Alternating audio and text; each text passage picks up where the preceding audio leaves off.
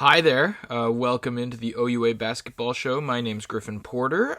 Thank you for joining us. Boy, oh boy, what a weekend we had, folks. We're going to have to get right into it. And of course, we're going to have to start in Ottawa, the nation's capital. Crazy weekend. Queens in town to play both Ottawa schools. Those are probably the three schools that I would say are strongest across both versions of their teams across the OUA. So on the women's side, we had Carleton women beating Queens convincingly. They allowed just 32 points as they doubled the Gales up 64-32.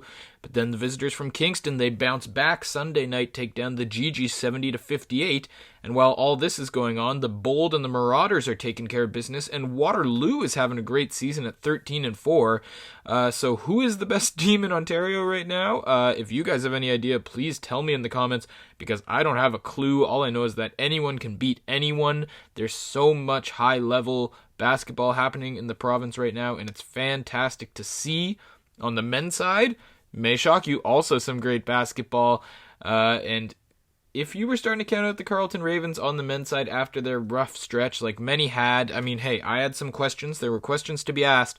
They answered a lot of those questions last weekend. The defending national champs scored 103 points against a Queens team that's also one of the best in the country. But just like on the women's side, the Gales bounced back with a win over the Gigis the next night. So who's to say? Meanwhile, Lakehead and Windsor both just can't stop winning.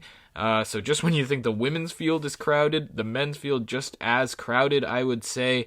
All I know is that when the playoffs come around, and we are not far away from the playoffs, folks, just a few weeks left to go, there's going to be a lot of great basketball to watch. Going to be a lot to talk about, so make sure you keep tuning in. But just before we get into more about these teams and the games that are upcoming this weekend, I have a great guest for you today. Here he is. And joining me now from the Nipissing Lakers, it's Tajon Graham. Tajon, thank you so much for coming on the OUA Basketball Show. Thank you for having me. Yeah, it's great to have you here. You're the owner of one of the biggest viral dunks across the province right now. Absolutely threw it down last week, but we're here to talk about more important things because this week at Nipissing is the With One Voice Night, the Shoot for Change game. Tajon, why don't you tell people who might not know just sort of what this event is?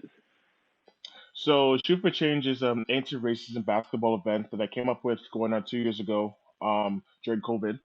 So obviously, once George Floyd got murdered, a lot of athletes were inspired to get involved, as was myself. I knew when I came back in person for the 21-22 season, I knew I wanted to do something that was impactful, but I didn't know what. But then obviously, the NBA came back with the NBA bubble at the time when anti-racism protest was very hot, and they did a lot of events such as T-shirts, video campaigns, things of that nature. And I knew that's what I wanted to do. Going into my first year at Nipissing, there was a Shoot for the Cure game, which I never heard of, and it was my first time experiencing it. And seeing how successful it was, I knew that I could combine the two of anti-racism and kind of a Shoot for the Cure type of game, and then that's how Shoot for Change came about. It was something that could really give athletes the opportunity to get involved and play the game of basketball for something bigger.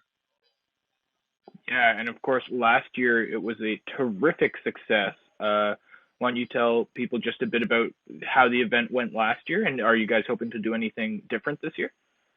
Yeah, so Shoot for Change last year was a crazy roller coaster. We were originally scheduled to do it against Ontario Tech on January 28th, 2022. Yeah. And then unfortunately, the Omicron variant hit, so all the OUA schedule got pushed back. And at the time for during those 6 weeks, we didn't even know if we were going to be able to do the game. And then there was Hmm. actually a point when I thought we weren't going to do the game because it was close to the 28th and there was no word on if we're coming back. And I just basically threw it in the towel. But then we got word that we're coming back. And not only were we coming back, we got all of our games rescheduled. So coordinating with Ontario Tech, we found out that our schedule was now rescheduled to March 11th, 2022, which happened to be our last game of the season. So it was another opportunity to really do something special because one, we got to do the game again, and two, it was outside of Black History Month. So it was an amazing opportunity to keep the conversation going and showing that it doesn't just have to be Black History Month where we keep talking about anti-racism. So it's kind of like the stars aligned. Going back to your question, like the event last year was a huge success.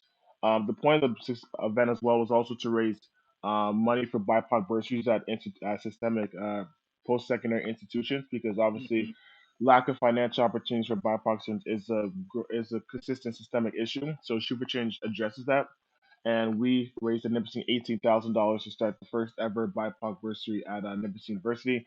Ontario Tech also was successful for their event. They did their event 2 days later on the 13th. So it was a two-part event with our co-line with our schedule, and they raised $2,000 out of Ontario Tech. So overall, $20,000 was raised to start 5 bursaries at both institutions respectively. Yeah, that's absolutely fantastic. And just before I let you go here, I know you're very busy. You got a big event coming up this weekend. If people do want to get involved and support the Shoot for Change game, how can they do that? Well, there's a lot of things they can do. You can donate. So I think our page for donations is events.nipissingU.ca/shoot for change. So that is our landing page. So you can donate there. You can watch the game. And also too, if there's other schools doing it this year. So just recently we did our shoot for change game against University of Guelph. Like Guelph did their first ever shoot for change game at University of Guelph. So there's other schools that you go to. University of Guelph, you can support them. They just did their shoot for change game. If you are live in Sudbury, we're doing our Super Change game against Laurentian this weekend, February 3rd and February 4th. It's another two-parter. And then University of Windsor is doing their game February 15th against Wilfrid Laurier University. So if you go to any of those schools that are doing hosting, please support them. Just donate. They have their own version of the event. I'm really excited to see this event grow across the league. My hope is to make it national. So just supporting, reposting videos you see, buying a T-shirt if you can at one of those schools would really help a lot. Yeah, it's fantastic to see it growing this year. So many new schools, I'd imagine, like you said, we're not far away from it being across the province and across the country. We'll put that link for people to donate in the description of this video. Tejan, thank you so much for joining me, and good luck this weekend. Thank you. Thanks again to Tejan. Make sure you check out the Shoot for Change games this weekend, guys. And if you're a student out there, encourage your school to get involved. If you're a student watching right now, you can help make a difference. This entire effort has been student-driven from Tejan and his peers, which is incredibly encouraging to see. And of course, you guys can find that link to the Nipissing page below where you can learn how to get involved. Please do so. Please find out how you can help, how you can support. And if your school doesn't have a Shoot for Change game yet, try and get one going, because it would be great to see this going across the province and across the country. Just before we go, got to talk about this weekend's games, including Capital Hoops, which goes down tonight in Ottawa. I've seen a lot of these games over the past few years, and I honestly don't think I can remember a time when all four of these teams were this good and this competitive, which is really saying something when you think about these two schools and their history of success. It's going to be must-see TV out of Ottawa tonight. And you know, although I do think I do a pretty good job of staying neutral on this show, I'm a very impartial journalist. Today, I got the hat, I got the shirt. Let's go, Carleton. Let's go, Ravens. Yeah, I got predictions for you too, folks. I'm predicting a Ravens women's win and a Ravens men's win. And even though it's going to be a good game, it's going to be handily in favor of Carleton. Thank you guys so much for tuning in. Make sure you check out this weekend's games and enjoy them. And we will see you next week. Let's go, Ravens.